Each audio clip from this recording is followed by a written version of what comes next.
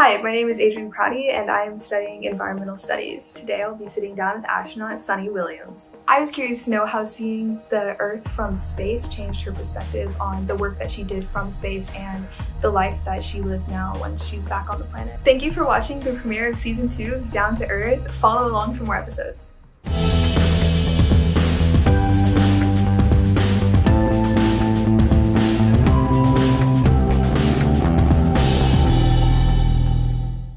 So I have a few questions, as you might guess. And to start with, I'd like to know, what is one thing about living and working in space that most people who have never been to space might not know about or understand? Well, that's a good question, and I'm not just saying that to fill time. There's a whole bunch of interesting things to talk about. I think probably people think it's pretty nice that you can go and float around up there. But that has some consequences to it, of course. I think our bodies need to adapt to going to space.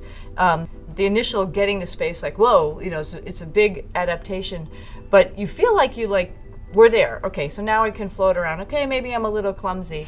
But I think what people don't recognize is your whole being starts to adapt, and it does take time. Folks had said in the past that maybe a month. I didn't believe it. I think most people don't believe it. But you can really see how people become so natural up in space after about a month, and how smoothly they fly.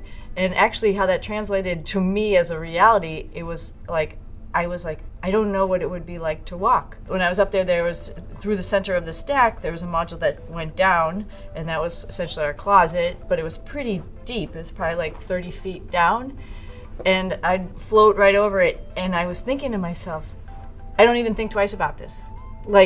If I was walking, I'd be like, oh, what do I have to do here? And I actually sort of forgot what it was like to walk around.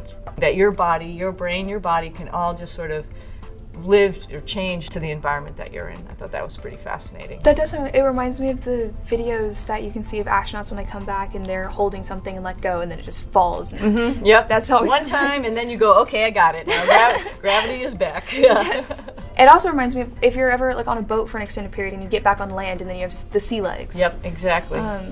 Would you say that, or was there something else that was the biggest adjustment for you in space? I think that was the biggest. I think a close second is losing things. I think one of the most annoying things is when you think just for a second, you just let something go. It's just gonna be there for just a second, and you turn around and some air current takes it, and you'll see a lot of video of people doing this.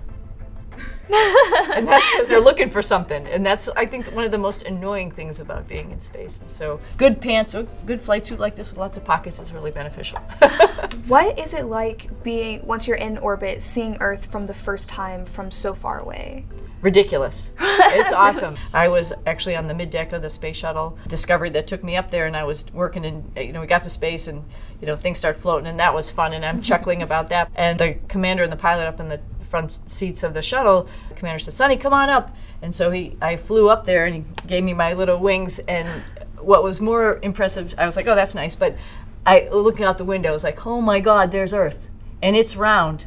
It's like they were right. It's super cool, and it's just seeing that planet, in that view is just amazing, and you just can't get sick of it. Every opportunity, I think everybody has who lives on the International Space Station. We have this amazing cupola window now. We have 2 windows that look out by the GEM, so you could see the curvature of the Earth from those 2 venues, and it's just compelling. I mean, you can spend all day sitting there watching our planet. Another transition, sort of like your body adapting. Initially, I was always trying to find places that I knew, of course, like Houston, or where I grew up in Massachusetts, or where my dad was from in India, highlighting little pieces and parts of the Earth for the people, which is, of course, very important. Mm-hmm. But after time, I think I started getting more joy out of looking at our planet as a planet. Like watching algae blooms, and all of a sudden in the ocean someplace there's this huge amazing blue spot, or how the ice forms and flows up in the North Atlantic with swirls, or how the clouds are moving. That was another transition. You look at it like it's a living system. The environment is absolutely living. The oceans are living. It's all changing right below you. It seems like, as we sit here on Earth, we don't see all that happening, but when you look at it from that, macro perspective, finally, it took a little while, but that's how I viewed Earth. It's a pretty cool planet. And I'm sure it's even more because it's not just the still picture, you're watching it just like grow and transform right in front of you. Right in front of you, yeah. Before you saw it from that perspective, did you have any expectations about what you were going to see? Yeah, of course. I mean, I was, whenever I would get a little bit bummed out here for some whatever reason, missing my family or whatever, I would take a little trek over to Space Center Houston and watch an IMAX movie and go, wow, there's some pretty cool views, but it doesn't even do it justice.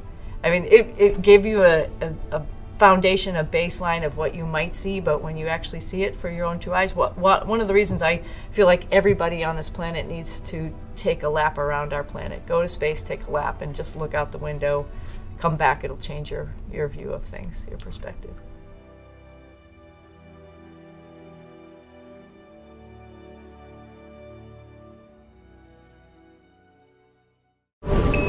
Subscribe for more space.